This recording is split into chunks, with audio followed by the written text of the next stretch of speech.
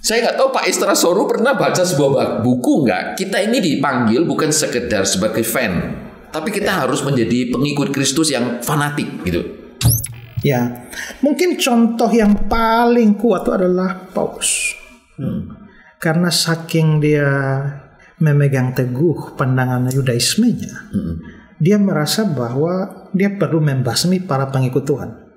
Kalau kita ngomongin seorang kehidupan orang Kristen ya, orang-orang yang secara praktis ciri-cirinya gimana sih? Orang yang radikal tapi tapi disertai juga ada penuh kasih, ada kebijakan. Itu ada nggak ya, Pak Estra?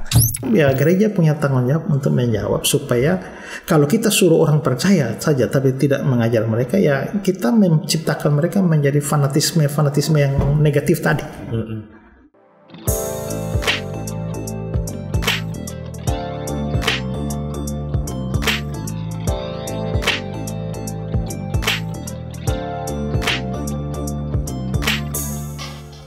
Salam jemaat yang dikasihi oleh Tuhan. Sekarang kita akan memasuki part yang kedua dengan narasumber dengan tamu yang sama, yaitu Pendeta Estra Soru. Topik kali ini kita akan lebih banyak bicara soal radikalisme atau fanatik gitu ya di dalam kehidupan iman gitu ya. Nah, tentunya yang kita akan coba membahas dalam perspektif kekristenan gitu ya, melihat diri kita sebagai anak Tuhan. Pak Estra, nah kita akan melanjutkan pembicaraan kita ini. Ya. Ada nggak ya perbedaan hakiki Pak Estra Soru memahami antara istilah radikal sama fanatik gitu? Kalau radikal demi membela sebuah pandangan, dia dengan sangat radikal berusaha untuk menghancurkan atau menyerang lah istilahnya. Menyerang semua pihak yang berbeda dengan dia. Ya, kalau itu radikalisme. Sementara fanatisme itu dia berpegang kepada sesuatu secara berlebih-lebihan. Jadi, nah memang ini sangat subjektif ya. Nah, tetapi misalnya bahwa sebenarnya paham itu harus dianut ya 7. Tapi dia memegang begitu erat sampai dia naikkan level jadi 10. Ya. Nah, itu menjadi fanatisme. Bisa nggak dikatakan dengan simple misalnya gini ya, kalau radikalisme itu adalah dalam pengertian kita ini ofensif, menyerang orang, sedangkan fanatik itu adalah defensif. Bisa nggak dalam pengertian seperti itu?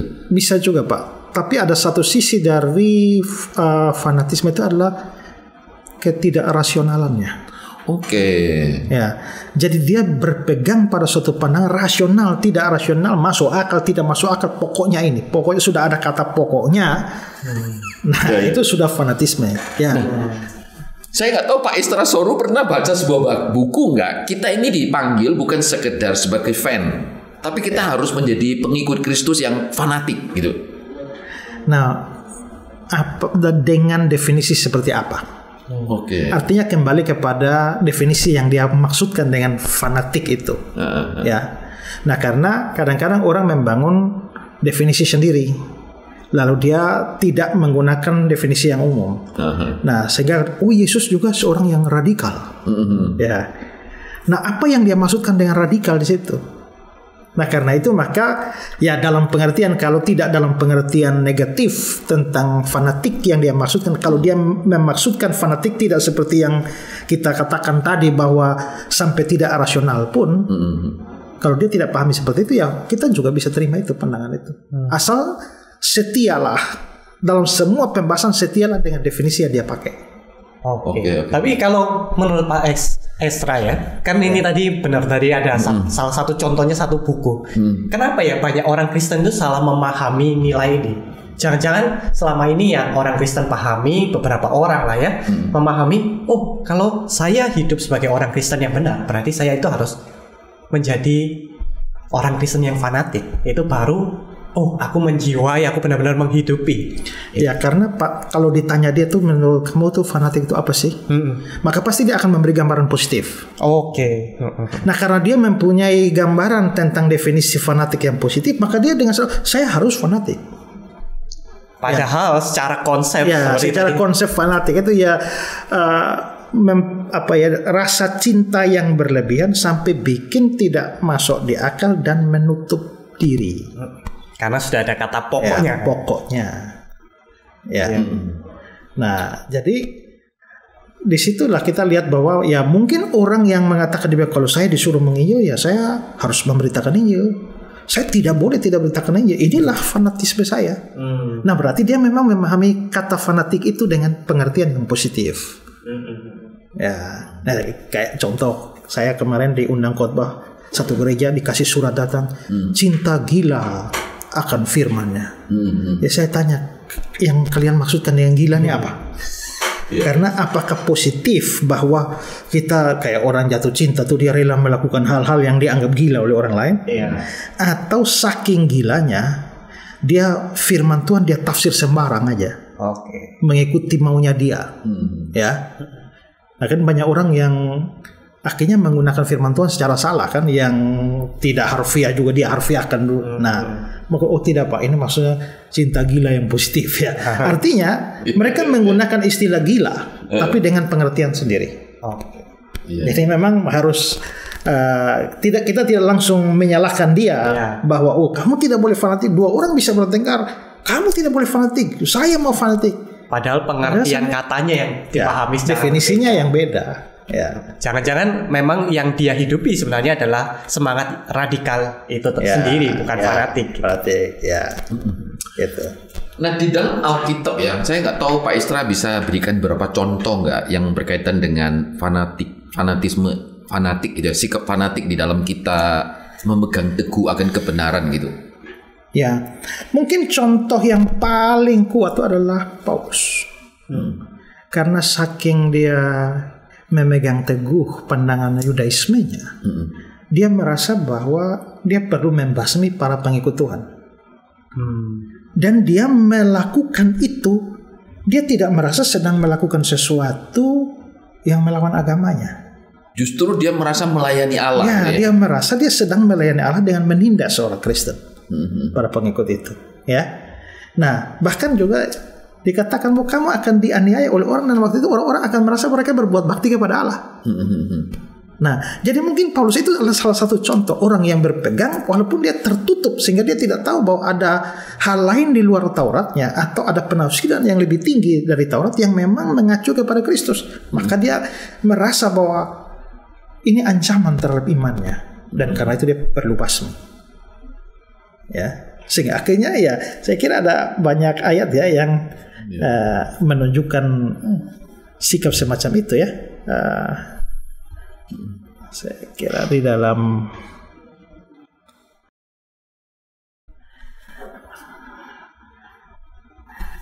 dia di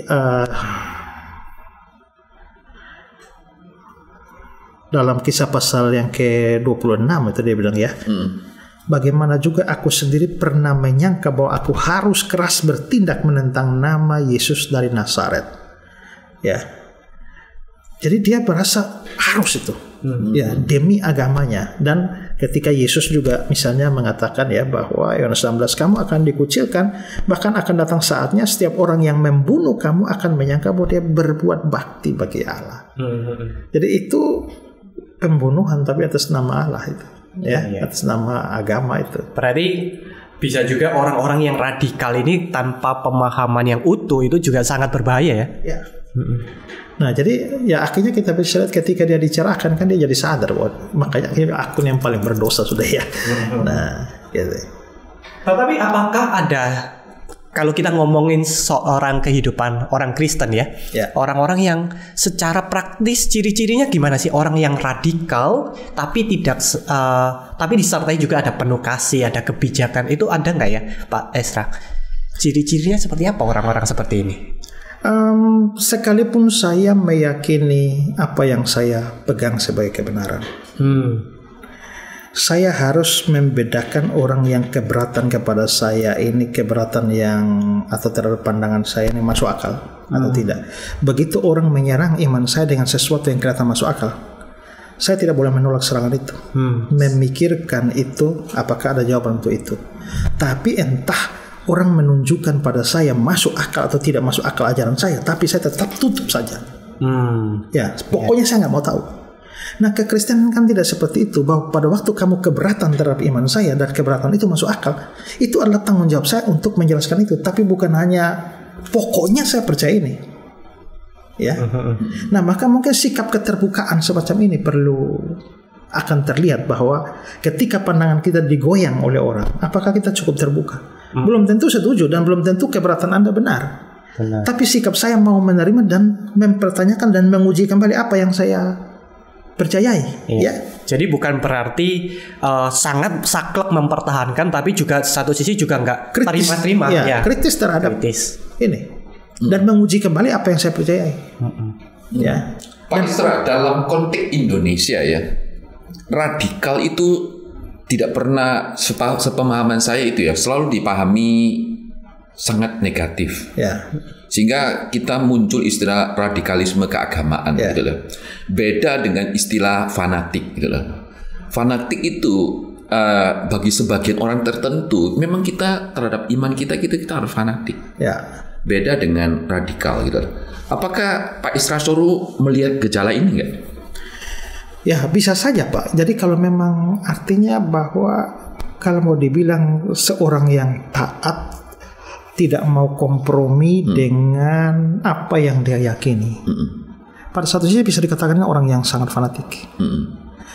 Ketika kalau kita memakai definisi itu, ketika saya memegang bahwa Yesus adalah satu-satunya jalan keselamatan dan saya nggak mau ada dikurangi sedikit, saya orang yang fanatik terhadap keyakinan bahwa Yesus adalah satu-satunya juru selamat.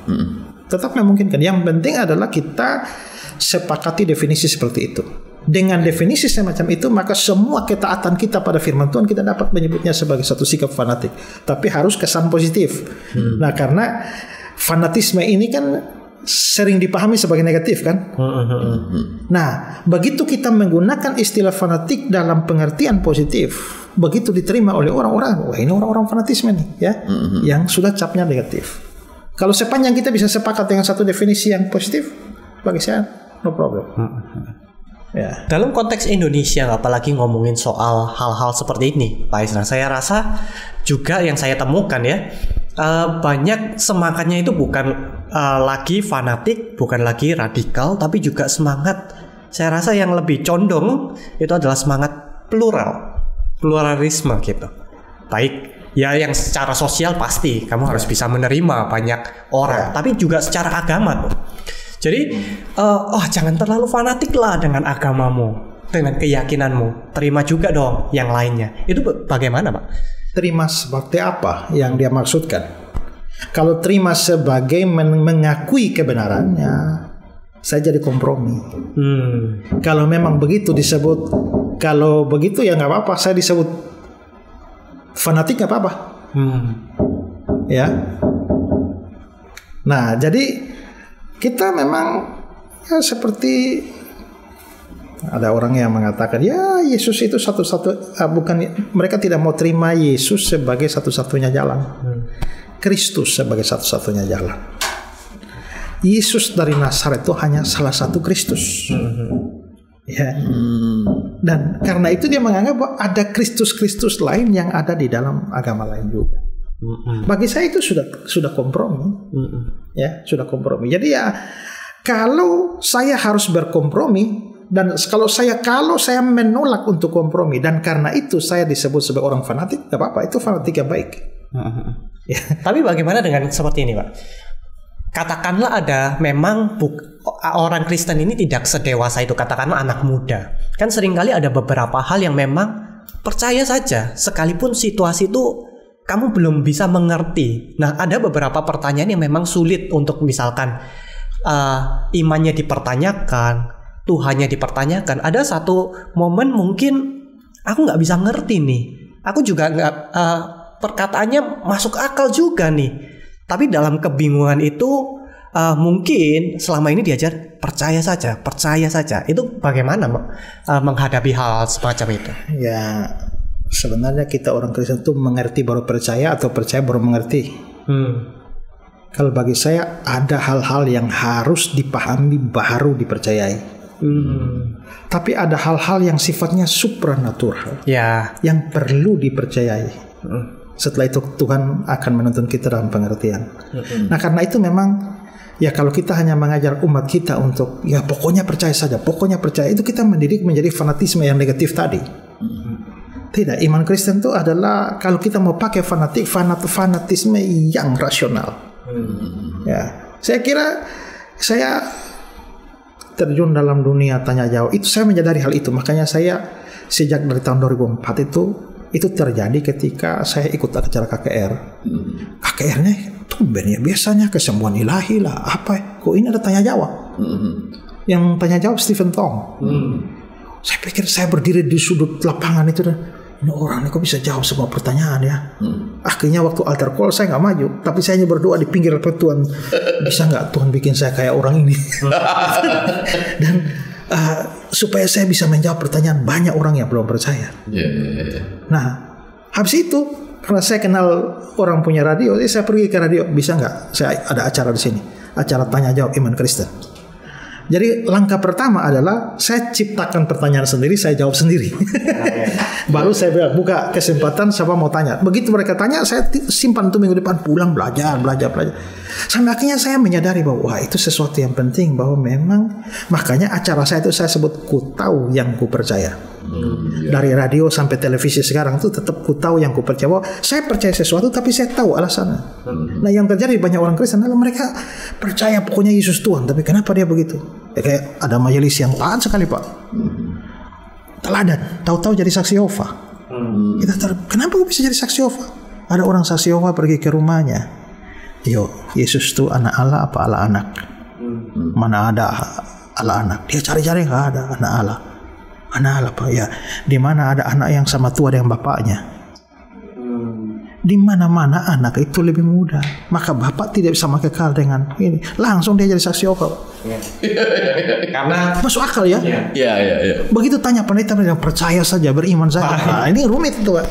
Tidak bisa karena pendeta nggak bisa menjelaskan dengan baik gitu ya. Nah. Jadi memang pada satu sisi kita memang ya gereja punya tanggung jawab untuk menjawab supaya kalau kita suruh orang percaya saja tapi tidak mengajar mereka, ya kita menciptakan mereka menjadi fanatisme yang negatif tadi. Ya. Jadi mungkin kita bisa membedakan ada fanatik yang bernuansa positif, ada yang negatif. Ya, gitu. Ini ngomong-ngomong soal radikalisme ya, Pak Estra ngikuti nggak yang kasus yang terakhir yang di Utah ini, Charlie Kirk ini yang ditembak ini? Ngikuti ya? Ya, sedikit aja ya. Nah, ini kan dia kan seorang yang dalam konteks di sana mungkin bisa lah ya. Artinya mempertahankan iman kekristenan, dia selalu pakai satu istilah prove me wrong, buktikan kalau saya salah gitu ya. Karena ini kan dia dianggap sangat keras loh. Karena sangat keras akhirnya dia kan dari jauh ditembak karena dia dianggap seperti apa ya? Memang orang yang nembak kita juga anggap radikal, tapi kan orang ini juga dianggap sangat radikal di dalam memperjuangkan akan kekristenan sehingga sulit, dia nggak mau kompromi misalnya soal LGBT dan seterusnya gitu. Nah, Pak Estra lihat kasus gini itu kayak gimana gitu? Ya saya terus terang belum banyak mendengar, saya baru dari hari kemarin lah saya akan melihat di medsos kok banyak sekali orang coba-coba ini ya. Nah jadi memang ada yang ini, ada juga yang saya lihat dia seperti misalnya membela hak orang untuk memiliki senjata api, katanya gitu loh. Jadi menjadi ironis bahwa ketika ada penembakan di mana pernah terjadi, dia pernah datang ke sana dan dia bilang ya itu ini adalah anugerah Allah, akhirnya ada second amendment. Dan akhirnya menjadi menarik bahwa ketika dia mengizinkan menekankan hak untuk orang pegang senjata api, dia sendiri mati karena itu. Nah, saya baru terima yang itu. Tapi jadi dia ditembak bukan karena isu dia banyak isu. Tapi salah satu radikalismenya dia itu adalah orang harus pegang senjata api. Kita punya hak untuk membela diri. Loh, kalau orang pegang senjata api terus tembak orang sembarang, berarti masalah bukan pada senjata api tapi pada orangnya. Jadi tugas kita bukan mencegah mereka pegang senjata api. Tugas kita adalah mendidik dia, kasih pendidikan yang baik supaya dia jangan salah gunakan senjata apinya. Nah, lalu dia bilang mobil itu bisa tabrak orang, tapi solusinya bukan kita tiadakan mobilnya, Ya, tapi ngajar orang nyetir dengan baik. Nah, dia pakai analogi demikian. Nah, tapi ya terlepas daripada yang begitu ya. Kalau tentang apa ya kuatnya dia di dalam dunia agama ini saya juga belum dengar itu. Ya, karena dia memperjuangkan tentang bagaimana Amerika itu harus kembali kepada fondasi iman, kekristenan Alkitab. Karena dia merasa bahwa Amerika itu memang sejak awal didirikan oleh kaum Puritan yang sangat mencintai Tuhan, gitu. Sehingga dia selalu menantang orang untuk berdebat, gitu ya. Buktikan kalau saya salah, gitu ya. Prove me wrong, gitu ya.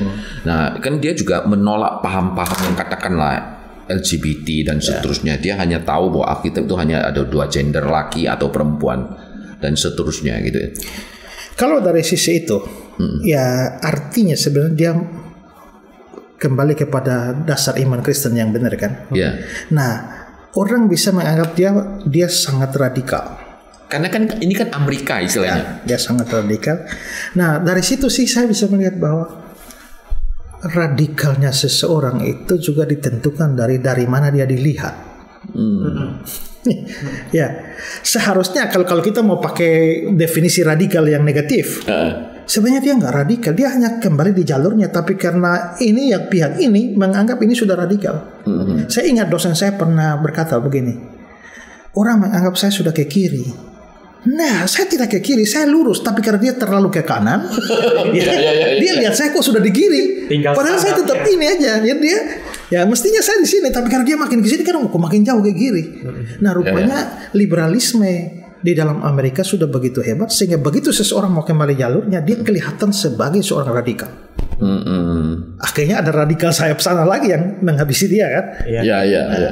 Jadi mungkin seperti toleransi tadi, kita mesti kembali pada mengukur dari sisi apakah seseorang sejalan dengan firman atau tidak.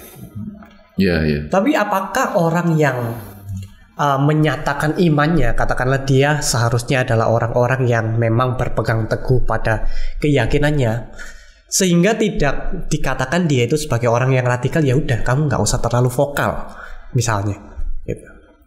Jangan-jangan karena kamu terlalu vokal, kamu dianggap terlalu fanatik nih.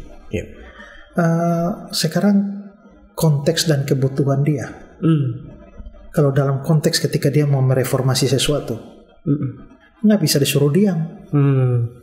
Ya, mungkin juga dulu Luther mungkin dianggap fanatika atau bagaimana ya. Tapi kalau diam, semua berdiam dalam kesalahan.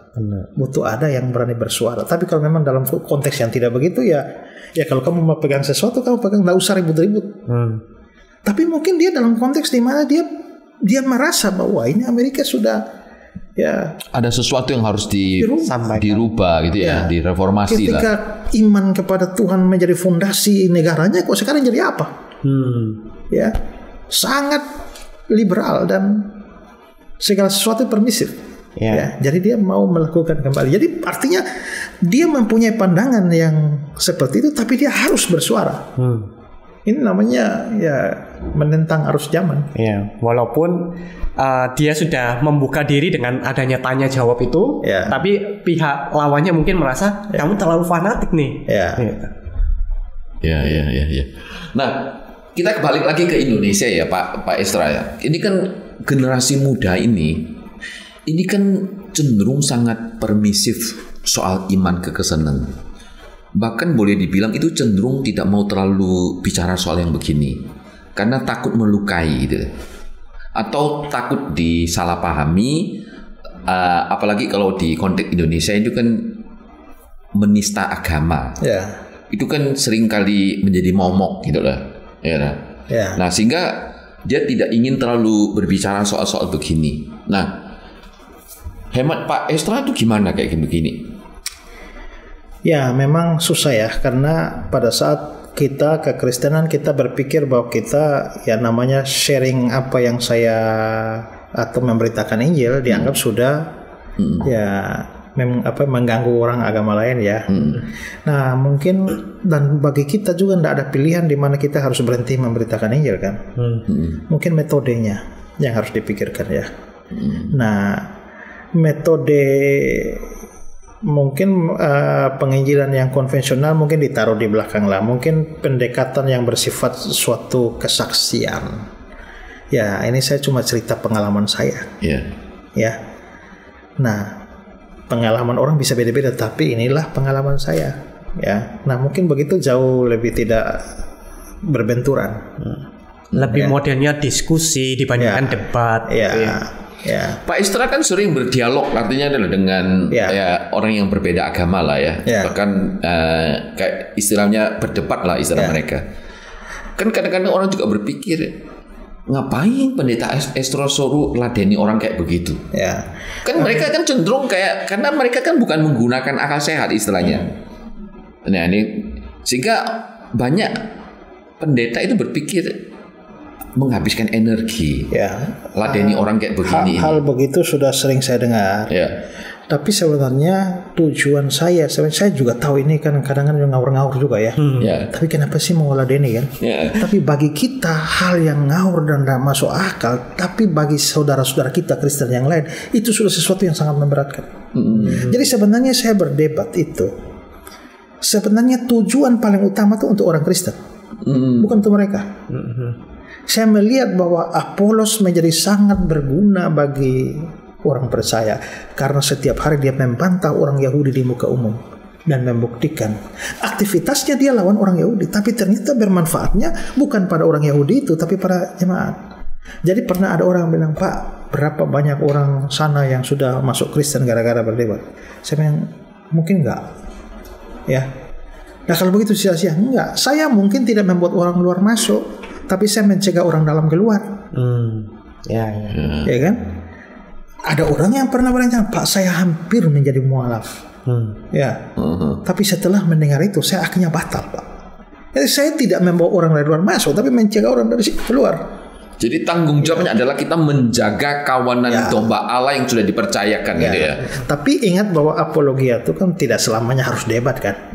Bisa banyak cara gitu. Tapi karena ada satu mandat, saya ingat seseorang bilang kamu harus menjawab apa yang menjawablah ketika orang bertanya, berilah pertanggungjawaban ketika orang mempertanyakan.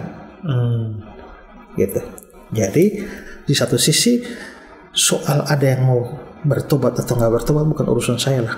Ini kan saya mandatnya, kalau mandat pemberitaan Injil untuk mempertobatkan orang, tapi mandat apologi itu ya untuk mempertanggungjawabkan iman. Saya pertanggungjawabkan iman saya. Bertobat itu kan urusan Tuhan. Sama seperti kamu KKR juga kan, bukan kamu yang pertobatkan orang kan. Tugas semuanya khotbah saja. Tugas saya begitu. Tapi saya selalu memikirkan gini, selain pertanggungjawaban iman, bagaimana saya bisa memberitakan Injil. Makanya kalau debat begitu selalu ingat saya begitu jawab nginjil, jawab nginjil. Apakah saya berpikir mereka yang ada di situ bertobat? Ya secara manusia kan saya pikir enggak. Tapi ternyata ada juga. Pak, saya ini dulu dari Kristen saya pindah ke sana, Pak. Tapi gara-gara lihat Bapak tantang mereka untuk bertobat, saya enggak tidur, Pak. Akhirnya dia balik lagi. Dia balik dan akhirnya dokumentasi baliknya dia tuh dia video kirim ke kami begitu. Ya. Jadi kita tujuannya ke sana, bertobatnya di sana. Saya lihat juga gitu, yang debat enak, diskusi, yang ribut kayaknya yang nonton nih.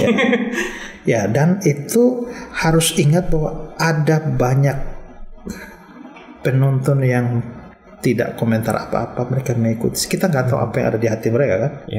Ya. Nah, jadi minimal kalau iman Kristen diserang dan tidak ada jawabannya, orang bisa yakin bahwa memang iman kita nggak bisa dipertanggungjawabkan. Tapi kalau kita menjawab iman kita bisa dipertanggungjawabkan. Itu. Jadi bukan berarti fanatik. Dan saya juga tidak pergi menyerang agama orang di sana. Ya. Nah, saya tidak berkepentingan untuk menyerang apa yang kamu percayai, tapi begitu kamu menyerang apa yang saya percayai, saya punya kepentingan untuk menjawab. Gitu. Itu tidak termasuk radikal. Tapi selain cara kita menyampaikan Injilnya, ada lagi nggak, Pak Isra, menurut Pak Isra? Kalau dalam konteks Indonesia ini? yang perlu diperhatikan supaya gini nih, awalnya cuman mau sharing, awalnya cuman mau oh ya aku berbagi apa yang aku alami bersama dengan Tuhanku, tapi nggak sampai di, mungkin saya rasa ada daerah-daerah tertentu yang menganggap wah kamu kristenisasi ya nih. Ya. Saya kira sangat sukar ya, karena begini, bagaimanapun juga salah satu sifat dari Injil itu adalah penghakiman. Karena begitu kita mengatakan bahwa keselamatan hanya dalam Kristus, itu sudah penghakiman untuk sekian jalan yang lain. Ofensif ya. Ya. Jadi ya kalau bagi saya kita memang harus mencari metode yang jauh lebih soft, tapi jangan sampai pesannya menjadi lemah. Mungkin dalam situasi dan kondisi begini kita akhirnya mencoba mencari cara yang soft, lama-lama yang disampaikan bukan Injil lagi. Kalau sampai masih terjadi juga, memang yang namanya kita serigala, domba diutus di tengah serigala, memang ada risikonya. Jadi saya nggak tahu, kira-kira ada cara yang lebih soft tapi tidak mereduksi nilai kekristenan itu sendiri. Bagaimana itu? Tapi kalau sampai itu terjadi, ya mending kita kena risikonya daripada kita mereduksi nilai kekristenan itu. Ya, bagaimanapun tetap ada resiko yang harus mungkin kalau saya sih jauh lebih bersifat dialog ketimbang debat konfrontasi langsung. Ya, karena biasanya kalau pihak, terutama dari pihak pemerintah lah, untuk mereduksi yang disebut dengan radikalisme, biasanya kan dia adakan dialog keagamaan antar pemimpin agama. Nah, saya nggak tahu Pak Estra pernah nggak terlibat dalam dialog keagamaan? Apakah ini efektif gitu? Ya, masalahnya kalaupun masalahnya dia pemimpin-pemimpin ini turun ke bawah atau tidak. Oke. Ya. Nah, kalau yang pemimpin-pemimpinnya juga punya paham yang radikal, ya, nah itu repot. Nah, sebenarnya bisa dimaksimalkan, itu bisa efektif itu. Ya. Jadi mungkin banyak di antara kita nih yang bertikai karena kesalahpahaman saja. Bukan bermaksud menghina, tapi salah paham. Kita mengira dia percaya ini, padahal dia tidak percaya seperti itu. Banyak asumsi-asumsi banyak asumsi. Sehingga mungkin ya perlu dengarlah apa yang mengapa kita. Ya itu yang saya ceritakan tadi. Mungkin ada orang tawar saya debat, ya nggak usah debat lah. Bapak kumpul orangnya, Bapak saya datang. Ini loh Kristen nih begini. Sudah mau terima atau tidak? Inilah Kristen. Supaya habis itu saya yang balik ngundang, ya, saya balik ngundang mereka untuk ngomong lah. Itu saya pernah buat misalnya dengan saksi Yehova, ya, supaya kita jangan mendengar tentang saksi Yehova dari yang bukan saksi Yehova. Kita ngundang itu pemimpin saksi Yehova, tolong kasih tahu kalian mengajar apa sih, ya. Saya kasih tahu anggota-anggota saya, bertanya bukan menyerang, tapi bertanya sifatnya menggali informasi. Setelah dia pulang baru kita bahas sendiri, ya, baru kita bahas sendiri. Nah, mungkin begitu. Sehingga, tapi pada saat kita menyampaikan misalnya, oh Kristen itu begini, kita menyampaikan pemikiran-pemikiran Kristen. Mengapa sampai manusia tidak bisa selamat dengan berbuat baik? Kita menyampaikan ini. Nah, kita tidak tahu bahwa bagaimana, siapa tahu dengan sharing seperti apa yang kita percayai saja sudah bisa mendatangkan pertobatan. Kita nggak tahu Roh Kudus kerja. Nah, tapi ya untuk mewujudkan hal itu bukan pekerjaan mudah. Ya. Mungkin dimulai dari kita dulu, ya, dari intern kita lah, dari gereja A mengundang gereja B supaya tahu ini dasar-dasarnya saja. Biasanya Pak Estra, ini kan dialog keagamaan itu kan berangkat dari apa ya, supaya kita ini kan mau hidup baik-baik, damai-damai, sehingga yang dibicarakan itu adalah kesamaannya aja.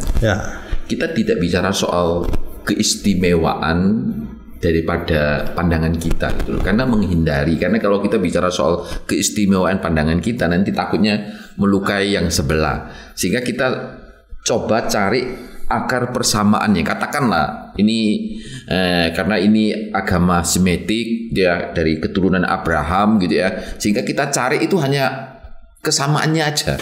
Apakah dengan demikian tidak mereduksi iman kita sendiri? Menurut saya begitu, Pak. Kalau hanya kita bicara kesamaan-kesamaan, justru hal-hal yang lebih bersifat mendasar dari iman kita justru adalah perbedaannya. Ya, Itu kan biasanya cenderung dihindari karena kita tidak ingin berkonflik, katakanlah. Bahkan justru pada hal-hal yang lebih eksklusif begitu yang justru jadi masalah ya kan?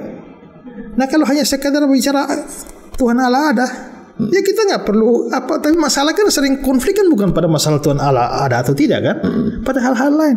Jadi ini butuh kedewasaan untuk mendengar orang tanpa menghakimi.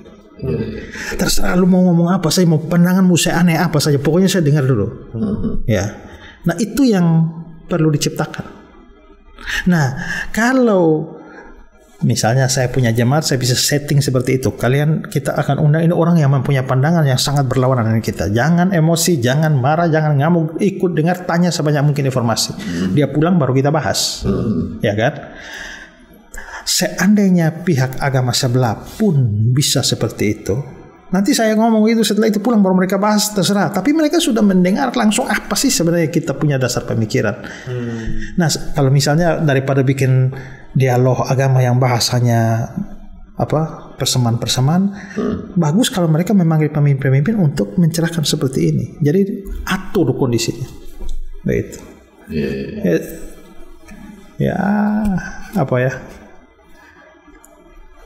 Saya pernah duduk begitu dengan beberapa petinggi agama, ya, dan kita dalam acara bersama. Jadi yang jemaatnya itu juga dari agama-agama itu, Pak. Ya, ada. Jadi mereka bikin pas hari raya apakah yang bersamaan. Waktu itu ada Katolik, ada Protestan yang Katolik sama, karena hari raya itu Natal, dekatnya dengan Hindu punya apa, Islam punya apa. Khotbahnya bertiga, Pak. Khotbahnya bertiga. Ya, tapi kita sepakat tidak menyerang satu sama lain, tapi menyampaikan konsep apa. Itu perlu terjadi.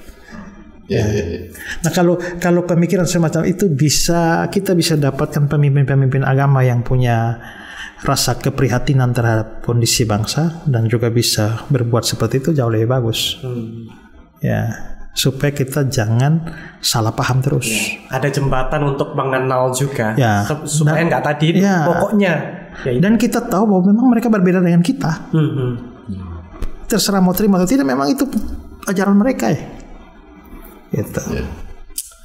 Oke, terima kasih Pak Estra untuk perbincangan kita. Nah, saya percaya ini akan sangat memberkati gitu ya. Ya. Oke, ada nggak closing statement yang ingin Pak Estra sampaikan dalam kesempatan ini gitu bagi gereja Tuhan tentunya? Ya, kalau dalam kaitan dengan radikalisme tadi kita sudah bicara atau fanatisme ya. Ada definisinya apa? Kalau itu memang definisi yang negatif, maka janganlah kita menjadi orang yang fanatik. Tapi kalau memang kita mau menggunakan definisi yang positif dalam artian bahwa kita itu mentaati semua yang diajarkan dan diperintahkan Alkitab, kalau itu disebut fanatik, maka marilah kita jadi orang Kristen yang fanatik dengan definisi semacam itu. Tapi ingat juga bahwa fanatiknya kita itu yang kita dalam kesan definisi tadi itu tidak membuat orang lain itu menjadi musuh kita atau memandang kita. Sementara Yesus mengajarkan kasih, tapi pada saat bersamaan juga kita bisa lihat mengajarkan kebenaran. Pada saat bersamaan dia merangkul orang-orang seperti orang Samaria yang sebenarnya dari tradisi dan historis yang berbeda, tapi dia bahkan mengangkat mereka dan ada cerita tentang orang Samaria yang murah hati. Artinya Yesus juga mengembangkan sikap toleransi terhadap orang dengan kepercayaan yang lain. Terima kasih Pak Estra ya. Jagalah hatimu dengan segala kewaspadaan, karena dari sanalah terpancar kehidupan.